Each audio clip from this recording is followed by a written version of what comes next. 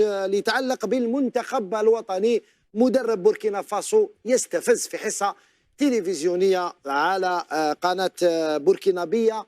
يأكد المدرب ويقول أن الجزائر لم تحترم بوركينا فاسو ولم تتقبل التعادل بهدف مقابل هدف في المغرب، وفتح النار على التحكيم، ويتهم حتى الصحافة الجزائرية من أنها لم تتقبل تماما أن لا تفوز الجزائر على بوركينا فاسو بنتيجة عريضة في مباراة الذهاب.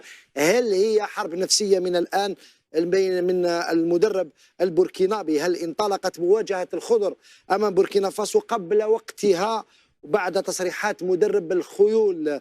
سنستمع أولا لما قاله مدرب البوركينابي في التصريح الأول هذا. Je ne voudrais pas, sur ce plateau, dire déjà que nous allons faire ci, nous allons faire ça. Parce que vous savez que la compétition, c'est tous les aspects. Il faut déjà voir l'environnement. Et vous avez vu déjà que la presse algérienne est en train de mettre la pression pratiquement sur tout. Alors, donc, je pense que je préfère, en tout cas, ne pas communiquer là-dessus. Coach, est-ce que vous êtes serein?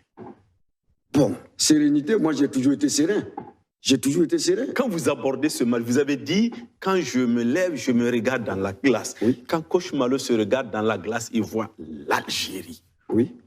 Est-ce que vous êtes zen, comme on le dit? Mais naturellement, parce que... c'est naturel ça? Non, moi je ne vois pas pourquoi je devrais trembler devant l'Algérie. Ok, Dieu merci. Je ne vois pas pourquoi. Dieu merci. Non, loin de moi cette idée, c'est vrai. Ils peuvent avoir beaucoup plus d'arguments que nous, ils peuvent avoir... Mais le football, le match d'un jour a sa vérité. Voilà, et je pense que la vérité, c'est la vérité du terrain. Et le jour du match, c'est la vérité du jour du match. إذن سي لا فيريتي دو جور دو ماتش، ونحن لسنا ضد هذا الكلام. الحقيقة سنراها في ملعب مصطفى شاكر في المستطيل الأخضر، لكن الكلام الزائد نوعا ما سنستمع إليه خاصة في هذا التصريح الثاني. Mais justement, ce match contre l'Algérie, où les Algériens étaient pratiquement, excusez, en boule après ce match nul, est-ce que ça peut être un point d'appui pour vous pour jouer le match du 14 à Blida? Bon, moi je pense que c'est avoir, j'allais dire, un manque d'humilité de leur part. Et penser que une équipe comme le Burkina, il fallait venir marcher dessus. Et après un match nul, on est mécontent parce qu'il par-ci, par-là. On porte plainte contre les arbitres. Bon, tout ça, c'est un manque d'humilité, c'est un manque de respect pour nous. Alors nous, c'est ça que je dis justement aux uns aux autres. Il ne faut pas que nous travaillions justement à mettre la pression sur notre groupe. Au contraire, laissons les Algériens dans leur confort. Voilà, si dans leur confort, la vérité du terrain va nous déterminer, c'est tout. Aujourd'hui, moi, aujourd'hui, quand je me lève, je ne vois pas, dans ma glace, je ne vois pas l'Algérie. Je vois plutôt le Niger. Parce que c'est cette victoire face au Niger qui va m'amener devant l'Algérie à égalité de points. Alors donc, pour moi, le match le plus important, c'est le match contre le Niger. إذن يقول أنه أهم مباراة هي المباراة أمام المنتخب النيجيري، أمام النيجر، ولو أنه ربما إما دارها عمدا أو لا يعرف الحساب، لا يعرف قانون الرياضيات، لأنه في حالة ما يكونوا متعادلين الجزائر هي اللي تمر، وبالتالي هو ليس بحاجة للفوز على منتخب النيجر، يكفيه التعادل أمام النيجر، لأنه لازم له كلكو سوا إكس، لازم يجي مصطفى شاكر من أجل الفوز، لأنه في حالة التعادل لا يحتاج نقطة التعادل، يجب أن يفوز على الجزائر حتى يتأهل، والجزائر يكفيها التعادل، وبالتالي أمام النيجر ويقول أن أهم مهم لي هو أنني نفوز أمام النيجر باش نكون إيغاليتي مع الجزائر. يوم بعد ما يكون إيغاليتي مع الجزائر لن يتمكن من التأهل، حتى يتعادل مع النيجر نكونوا احنا نفوزوا على جيبوتي، نكونوا بنقطتين زايدين. المباراة الأخيرة هو يلزمه الفوز وإحنا يكفينا التعادل. سمير العماري، هل تعتقد أنه مدرب بوركينا فاسو اللي كان يظهر بأنه إنسان يعني كالم زن عاقل في تصريحاته الأولى، في تصريحات بعد اللقاء، لكن هذه المرة نشوفه أنه تجاوز نوعا ما، كأننا مش من حقنا أننا نحبوا منتخبنا يفوز ولأنه شامبيون دافريك على ما أعتقد، لكنه يتكلم بطريقة ينوزون مونكي دو ريسبي، الصح كاع في المستطيل الأخضر، يعني كلام كأنه يزون مونكي دوميليتي. ما فهمتش انا وين راي، يعني احنا تكلمنا التحكيم ضربه جزاء شرعيه لم تصفر للجزائر، هذا طبيعي. تاع 70 هذيك لاغريسيون. اسمح لي رضوان، مي لونترينور تاع البوركينا فاسو إلا اون درول كونسيبسيون دو لوميتي، إلا عنده مفهوم خاص تاع التواضع. الجزائر من حقها إذا دارت تعادل في المغرب ضد البوركينا فاسو ما تكونش راضية بهذه النتيجة. هذا ماشي نقص من التواضع، هذه اون ابل سا دو لومبيسيون.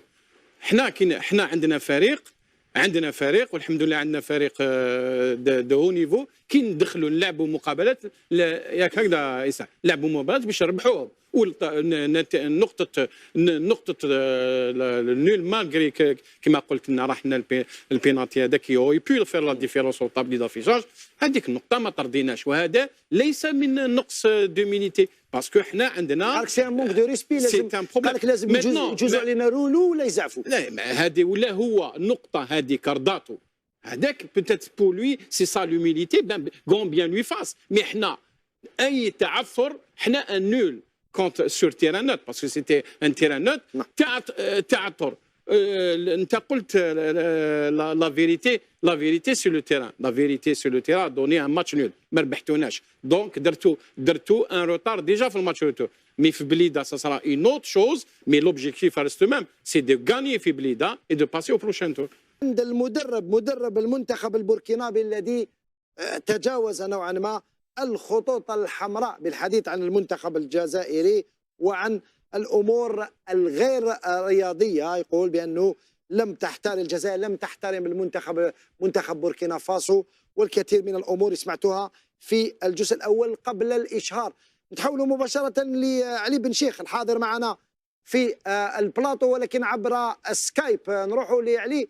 علي بن شيخ، هل تعتقد بأنه ما قاله المدرب البوركينابي يدخل في الحرب النفسية، علما أنه كان في حديث كبير وكثير حول برمجة لقاء جيبوتي في المغرب، بعد ذلك تدخلت الدبلوماسية الجزائرية وتم نقله رسميا. المباراة ستلعب في القاهرة يوم 12 نوفمبر القادم بالقاهرة، بداية من الساعة يوم الجمعة 12 على الساعة 2 بعد الزوال. ما رأيك فيما قاله مدرب بوركينا فاسو؟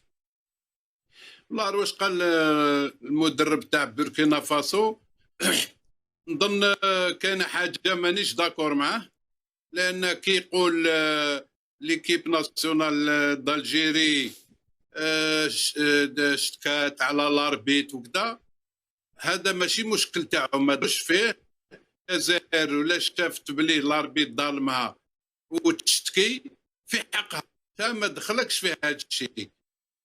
هذا تاين اللي قال بلي قال لابريس تاعهم لي جورنال، قال لهم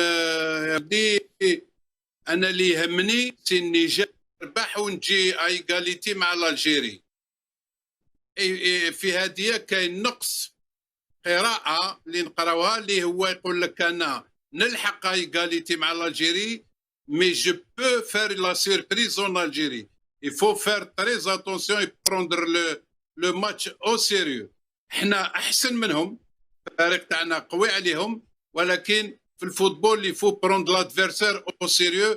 هنا على باله واش يقول هو، وحنا قالنا المسؤولين اللي ريسبونسابل سبورتيف على ليكيب ناسيونال على بالهم. احنا il faut se préparer sérieusement. احنا مع البوركينا لازم نربحوهم وباذن الله ربحينهم. une équipe meilleure que واضح يحوس يربح ما يجي معك. واضح علي بن شيخ. نروحوا ليسعد بورحلي، تصريحاته كيف تقراها انت؟ هو راح يجي يلعب في الجزائر ولن يلعب اللقاء في بوركينا فاسو. كان في حديث ثاني كبير حول الملعب، قال هما عندهم ملاعب غير صالحه، ربما تناسى انه هو لا يستقبل حتى في بوركينا فاسو، يستقبل في المغرب لانه ملاعب تاعهم غير صالحه، ولكنه يريد يلعب على المفاجاه ربما، او انه تصريحاته هذه مدروسه او لم يكن يدري، ما نقولوش لم يكن يدري ما يقول، ولكنه ربما يبحث عن مشاكل قبل المباراه، رغم انه اللقاء سيلعب بالجزائر وليس خارج الوطن. شوف رضوان، نروح نقطه واحده اخرى قبل نولي للمدرب. تفضل. نتكلموا على لاعبين تاع المنتخب. اشاك فوا دي ديكلاراسيون مع لي جوار تاع ليكيب ناسيونال ما يقولكش بوركينا، يقول لك لا كوب دي موند. ستادير على بالهم لي جوار الطاقم الفني على بالهم باللي المنتخب تاعنا سوبيريور اقوى على البوركينا فاسو. وما انا نقول لك انا على بالي دي فوا يقول لك الناس مقابله صعبه ولازم كونسونطراسيون طونطال، هذه على بالهم بها لي جوار وما من الطاقم الفني على باله بها. اليوم المنتخب الجزائري خدينا كاس افريقيا، تغلبنا على احسن المنتخبات في القاره واللي هي سينيغال. انا بور موا سينيغال احسن من احسن المنتخبات، ورحنا معاها النهائي وفزنا عليها. اليوم منتخب تاع المدرب تاع بوركينا فاسو على بالو باللي دافونس خاسر، على بالو باللي راح يلعب هنا في الجزائر، على بالو باللي راح يلعب ضد منتخب كبير، على بالو ظروف كامله ضده. ولماذا بما انه على باله كاع الظروف ضده لماذا يقوم بمثل هذه التصريحات؟ يزيد الشحنه برك. اسمح لي يدير هادو باسكو هادو اللي بقاو له هذا لي فاكتور اللي راهم يدير فيهم هذاك ما بقى له، باسكو على باله هو على باله باللي منتخب جزائري مع البوركينا على باله باللي اقوى منه. صدير يدير هذا نسي كيفاش نديسبيرسي يعني يدير ما يقدرش. هي ما على بالوش اليوم باللي تقدر بين قوسين موش يعني اكزاكت في الفوتبول، ولكن تقريبا راح يولي. صدير اليوم ما تقدرش تقول لي انت اليوم جبل بالماضي ولي جوار تاع المنتخب الوطني موش مركزين رواحهم على هذه المباراه لانه على بالهم باللي مقابله مصيريه. الحاجه اللي تفرح اليوم المنتخب لي جوار مش يهضروا على البوركينا، هم يهضروا على كاس العالم، نروحوا باش نديروا كوب دي موند مليحه. صدر واش يدير كما يقولوا بالعاميه، واش يدير الميت في يد غسلو. اليوم المنتخب الجزائري اقوى بكثير. نتمناو ان شاء الله نروحوا كاس العالم باش نحققوا نتيجه ايجابيه ان شاء الله تكون احسن من النسخه اللي مضات. عندنا لاعبين ممتازين، عندنا لاعبين وين دخلوا دوكا في البالون دور دخلوهم يعني كما محرز راه في القائمه تاع 30. جوبونس انا يعني كل الامكانيات تصب في صالح الجزائر، وهذه الا مناورات باش يعني ديستابيليزيو شويه المنتخب، وانا على بالي باللي ما يقدروش. واضح. معاد نمرودي، هل تعتقد بانه المدرب اراد ان ربما يلعب اخر الكارتات تاعو بين قوسين، اخر اوراقه من اجل حرب نفسيه خاسره الافونس، يعني لانه يا با فوتو انتر المنتخب الوطني والمنتخب البوركينابي؟ رضوان، لو نتكلموا من الجانب نقولوا جانب امور غير رياضيه، هو ويتكلم على المنتخب الوطني ماشي من حقه يتكلم على المنتخب الوطني، لانه مباراه هذا منافس لعبوا معه ذهاب واياب، نلعبوا تصفيات نفوزوا عليه، وحنا على الورق ولا حتى في المباراه شفنا بلي كاين فارق واضح بين لا مجال للمقارنه، رغم انها تبقى كره قدم. لكن لو نتكلموا من الجانب الرياضي انا نقول لك انها حرب نفسيه عاديه من المدرب اللي ما عنده ما راح يخسر، خاصه وانه كما نعلم ويعلم الجميع انه راح يلعب مباراه اخيره هنا في الجزائر امام منتخب وطني اللي عنده مستوى كبير. ولكن نقول لك انا الحرب النفسيه وتصريحاته لما يتكلم على منتخب بوركينا فاسو، من حقه يتكلم على منتخب ومن حقه يدافع على منتخب بلده، لكن ما يدناش المنتخب الوطني الجزائري واللي راهو بعيد عليه في هذه التصريحات اللي نقول لك انا ما عندها حتى معنى. نعم. رشيد عباد، هل تعتقد او قبل هذا نشوفوا بيان اليوم اللي خرج على مستوى الاتحاد الجزائري لكرة القدم اللي اكدوا فيه بأن الجزائر ستواجه او تستقبل منتخب بوركينا فاسو في تشاكير يوم 16 نوفمبر.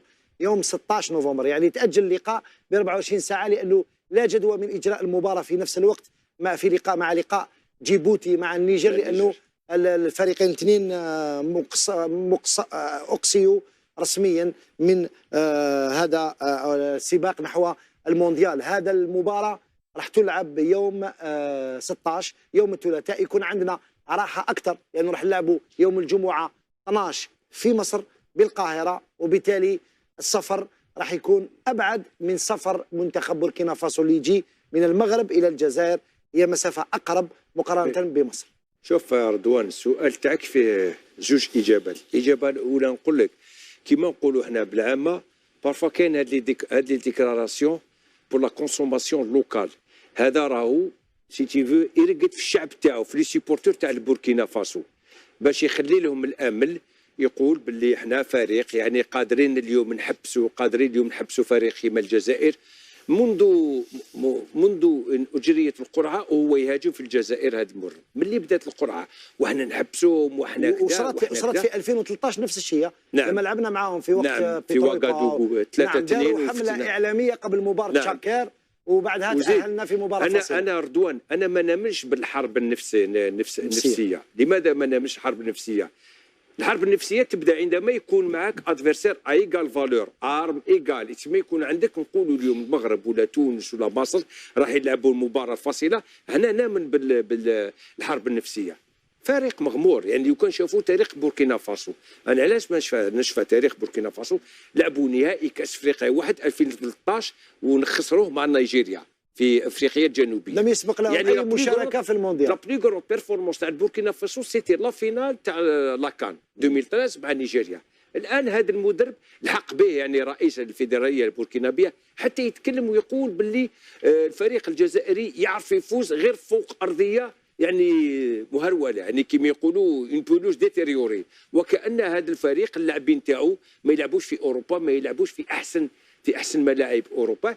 يعني هذا الكلام الزائد انا نظن ليا سي بور لا كونسوماسيون لوكال، باسكو الكلام في الكلام راح يكون 16 نوفمبر في بليده ويعرفوا واش معناتها الفريق الوطني.